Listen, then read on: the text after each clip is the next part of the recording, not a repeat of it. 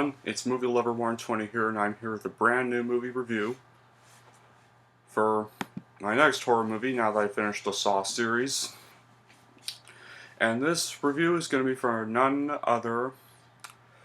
This is for a horror film that came out around 2010, and one that hardly anybody really remembers. I know YMS gave a negative review of it, but this is This is probably a movie that he hates that I kind of like, really. And it's for none other than 2010's Frozen. No, not the stupid fucking Disney movie, the same name. Fuck that movie, by the way. But yeah, it's actually an Anchor Bay Films movie, and it's actually done by director Adam Green and Ariscope Pictures, all people behind the Hatchet series, and is produced by Peter Block, the very same guy who executive produced all 8 of the Saw movies, Crank, Devil's Rejects, and Rambo 2008. All really good films. So, what is this film about? Well, what critics have called Jaws in the Snow, which is kind of an annoying thing that critics really do. Audience members apparently fainted at its Sundance premiere, So, the film is about, as Sunday evening falls, 3 friends decide to take one last run down the ski slope. Halfway up the mountain, their chairlift stops, the lights go out, and the resort closes for the week. They are forgotten on the icy mountain lift and left stranded 50 feet in the air, but the worst is still to come. A storm is approaching, frostbite is setting in, and on the ground below them, a pack of hungry wolves has gathered to feed. This film actually stars Kevin Zegers, who is from the Dawn of the Dead remake, Shawn Ashmore from X-Men and the Ruins, who is Iceman in the X-Men series, so it's in the original X-Men series anyway, so that's kind of ironic, and a 2008 horror film called The Ruins, and Emma Bell, who was actually a guest star in The Walking Dead for a little bit. Yeah. Sure, I'll point out the flaws first. I mean, being trapped on a ski lift is kind of a little unrealistic because usually on ski resorts, whenever they're about to close, they don't really close for a whole entire week, really. They're kind of open all the time, during winter season anyways. So, and before they're about to shut the lift down, they always go out, check every single chair, make sure nobody's still on it, and then make sure the whole mountain is actually cleared out. First, then go check for any other skiers, and then they close when there's no skiers left. But then again, this is a horror film, of course. But there's actually very little way of build-up and exposition, and instead the film gets on with tackling the various dangers that the strand folk face, like everything from frostbite to the possibility of being eaten alive by wolves, and it emphasizes realism throughout. There's no outlandish heroics here, no contrivances, and just a very real chance of dying in an increasingly horrible way. Right?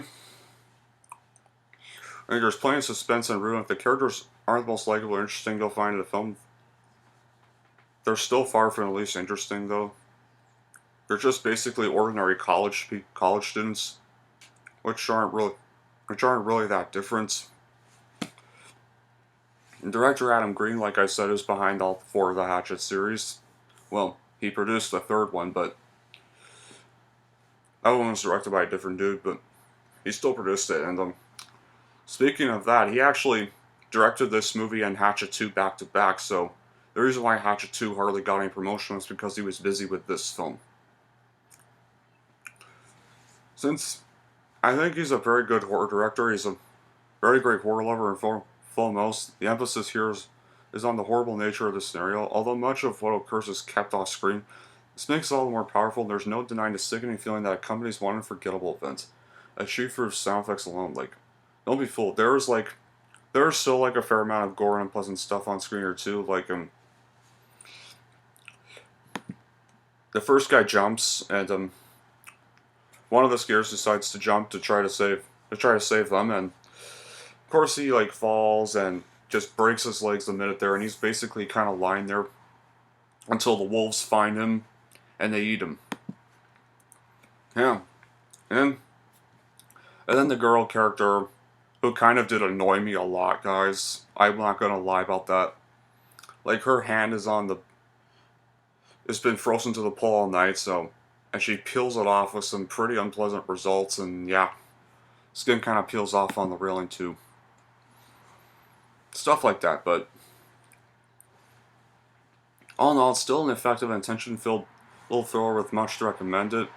Beautifully crafted and kind of actually pretty original horror film that's actually set on a ski lift. And when I saw the trailer, I was like, it's going to be so bloody boring. It's just three people sitting on a ski lift, but thankfully it's much more than that. And Adam Green actually holds the viewer there and makes sure that the viewer's captivated enough to keep watching. And the characters, while not the most likable, were actually kind of well developed. So